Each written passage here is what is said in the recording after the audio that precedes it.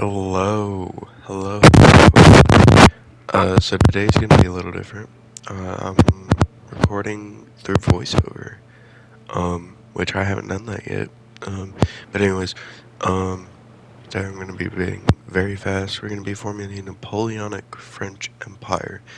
Um, and yeah, as you can see, we started as West Francia, and basically how this is gonna work is there's going to be a lot of waiting for sure. There's also going to be a lot of war. So here we're going to start the conquest for Lotharingia from our dynasty member, which we automatically have a casus belli for, because they're our dynasty member. Yeah. And see, we didn't really take that long to take them over.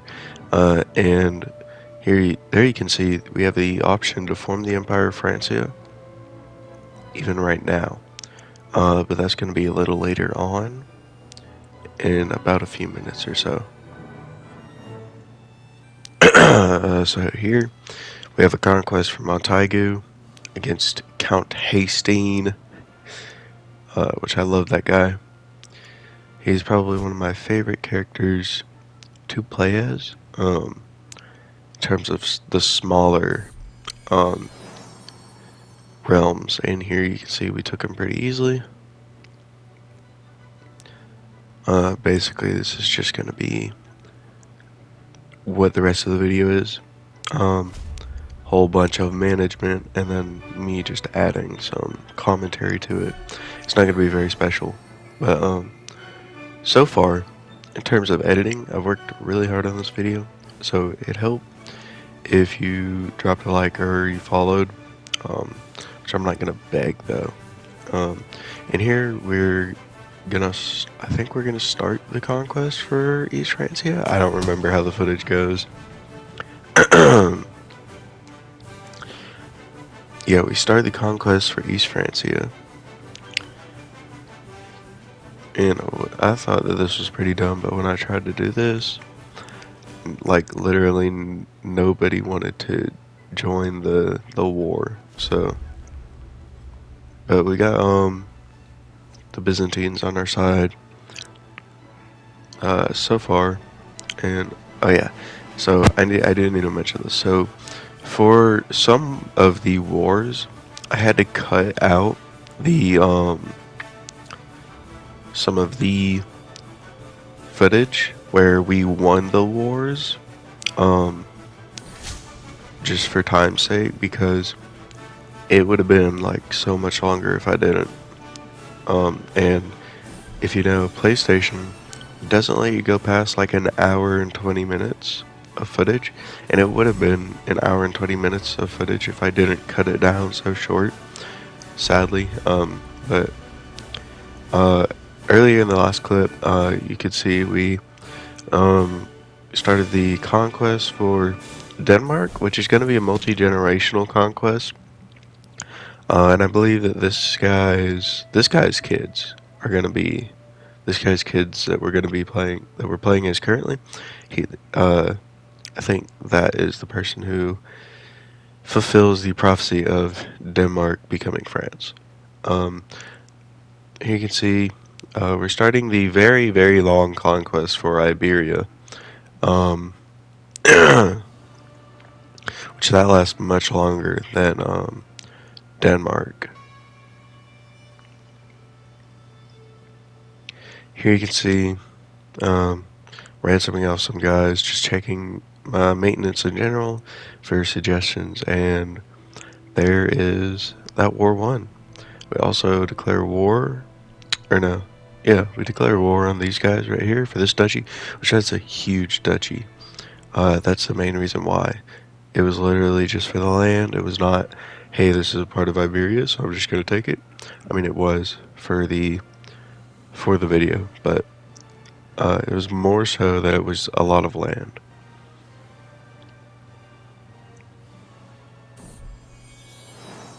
Here you can see we have a child, which at this point in time we had 9. We have 9 children at this moment.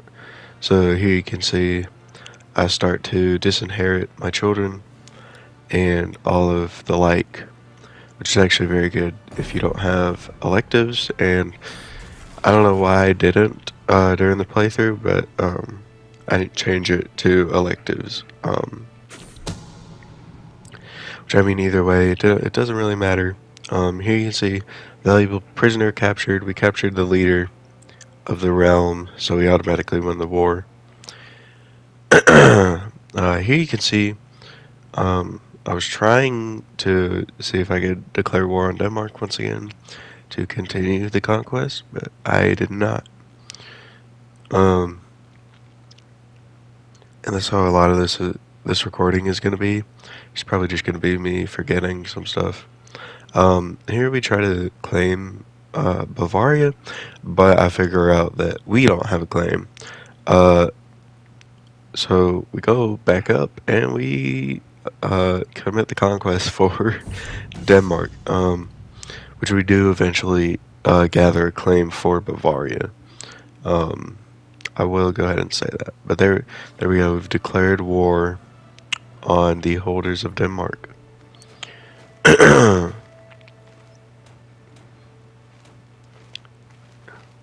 And there we go. Valuable prisoner captured. Now we only really need one more duchy for Denmark, which will be taken by, like I said, I believe his kids. This guy's kids right now.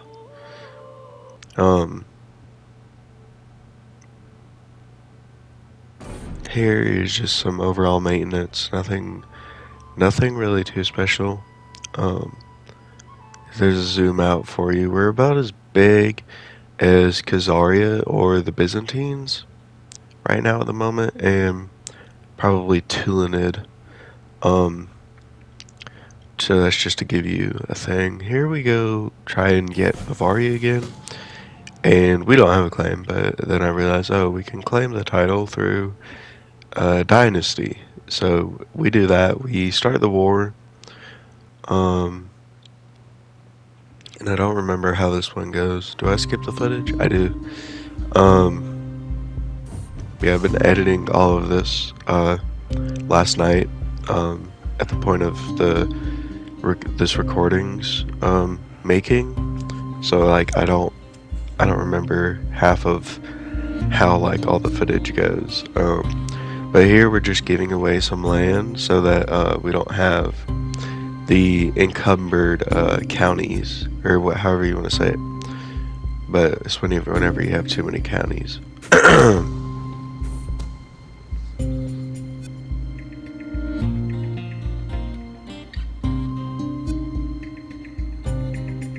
This one was actually really weird because I gave the Kingdom of Bavaria to some guy, and then I went to Lotharingia.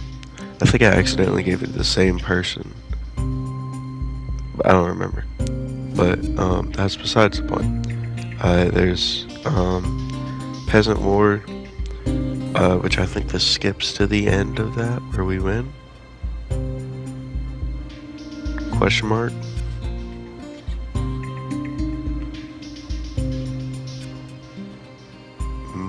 Oh yeah. So this is the one that I lost. This is like the only one that I ever had, and it's the only one that I lost out of the one that I had. But we do get Romagna back. And right here, I think, in the footage.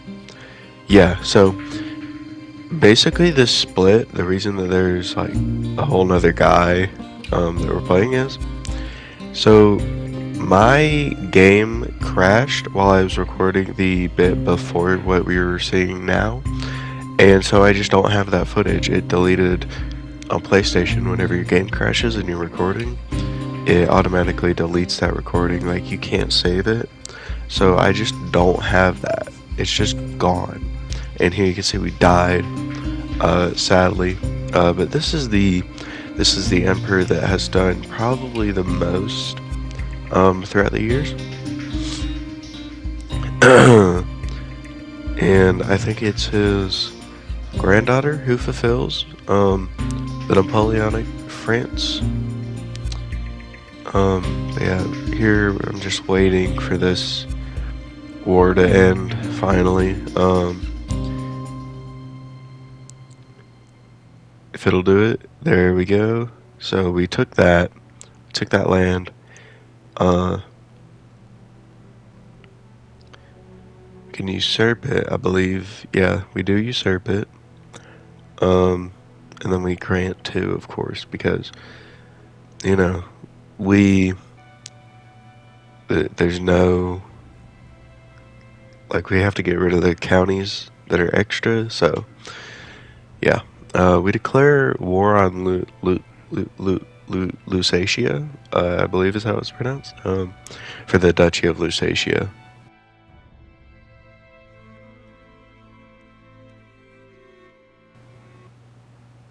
Which, yeah, that goes pretty well.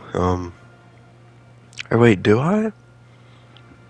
I always, whenever I was watching over this through, like, whenever I was just like editing the footage, I always thought this part was really weird because at one point I declare war on Lusatia, and then I declare war on somebody else, and then it skips. I don't know. I've even confused myself. So if you're a little bit confused by the footage, don't worry. I am too.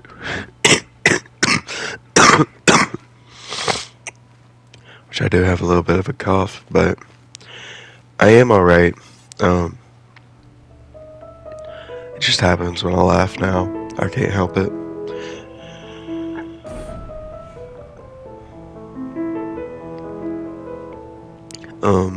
But here, so I cut out the footage of the war against Lusatia, and I have this footage, which is us winning the war against the peasants, which was honestly really easy. It wasn't like even that bad.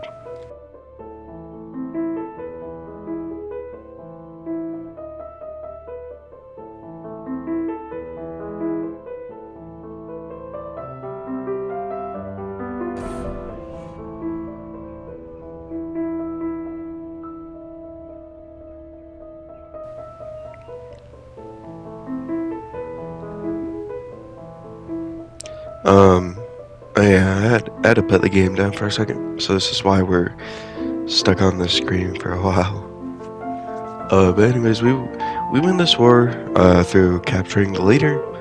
We go back, declare war against Lusatia again. I don't know anymore. The beef between Lusatia and Francia is a little bit confusing, in all honesty.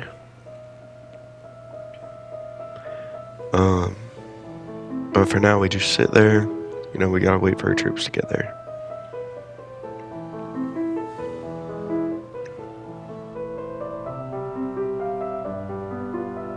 Here, I'm just going through the duchies to see what, like, my de jure really is.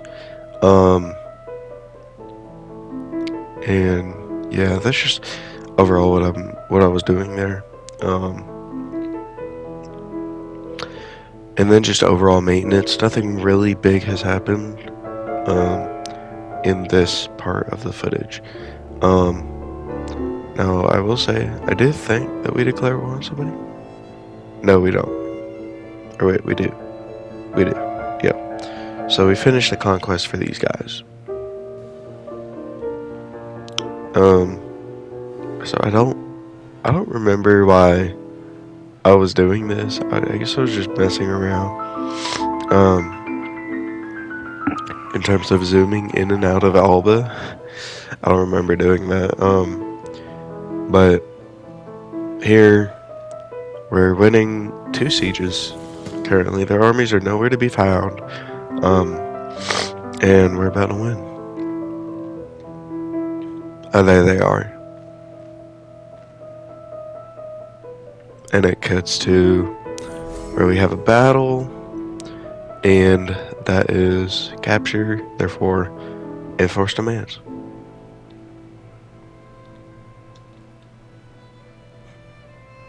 usurp them, and we give away that land. We also give away some of that land that we conquested earlier, and then just in general to get rid of the fact that I have too many of those of counties. We died. um, that happened. Um, yeah, it's this guy's child who does it all.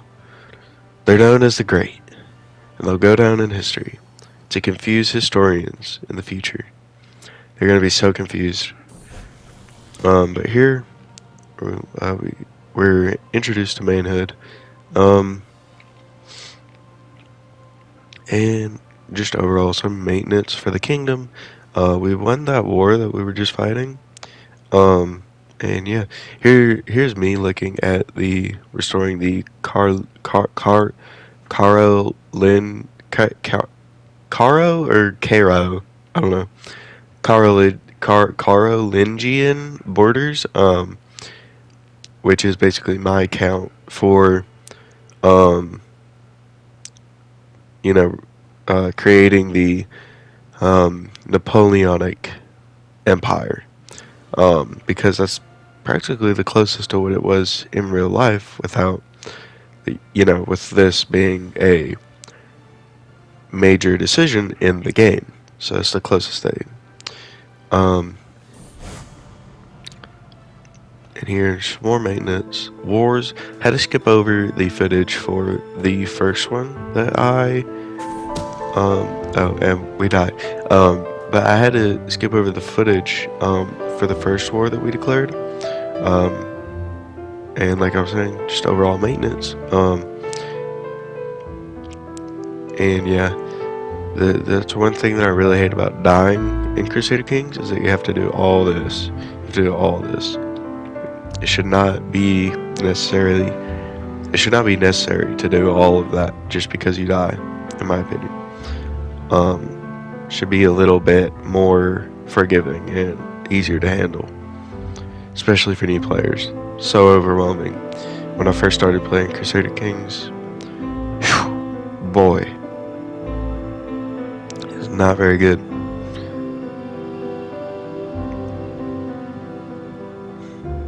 So here's where I figured out our capital moved to, right there. And it's actually really funny because I remember my reaction. It's like, what in the world? Why is that here? Which it just so happened to be there. And I'm pretty sure if I remember correctly, I don't know if the footage shows you. Well, there's you cut. But I try to replace the capital to where it was. Okay, so here's a really cool fact that you probably didn't know, and if you didn't, it's actually really helpful. Which I didn't know this until this playthrough, but if you do feasts and okay, well, let me start over. If you're having trouble with peasant uprisings and vassals not wanting to be under you anymore, feasts and hunts are very good ways to stop that from happening. I literally only just figured that out during this playthrough, which is actually really funny because, like, I know like a lot about this game in terms of console. I know how to do a lot of things. But yeah. I mean, just as a tip, it really does help to do that. Here we're declaring war on Pomerania, which is actually the last war that we need for the Carolingian German borders. Which also means that it is one of the last wars that we need to declare before we form the Napoleonic Empire. Here you can see it's me checking that.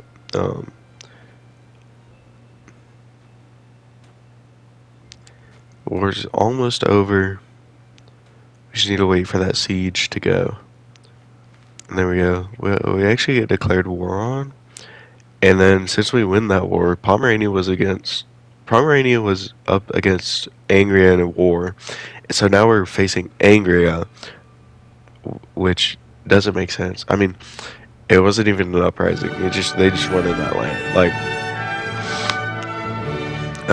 But I think what happened is that war was invalidated, so we didn't really have to worry about that one.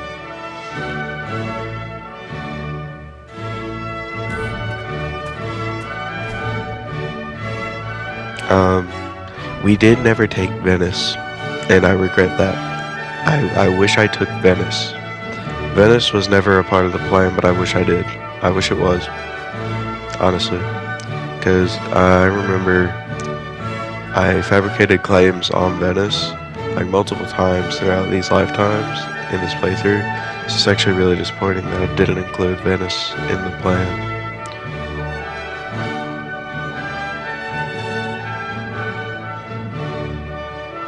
Here is me figuring out that we can restore the Carolingian borders, and there we go, we do. And that is, in my opinion, one of the closest things that you can get to having the French Napoleonic Empire, creating it through a major decision, and that's that's what it looks like. I hope you enjoyed this video. Oh yeah, we have to do one fitting thing for this. This is actually really fitting. This is funny, honestly. So we have to rename it to none other than Napoleonia. I know that that's a little bit corny. One would even say Cornish, from Cornwall. And then our adjective is Napoleonic.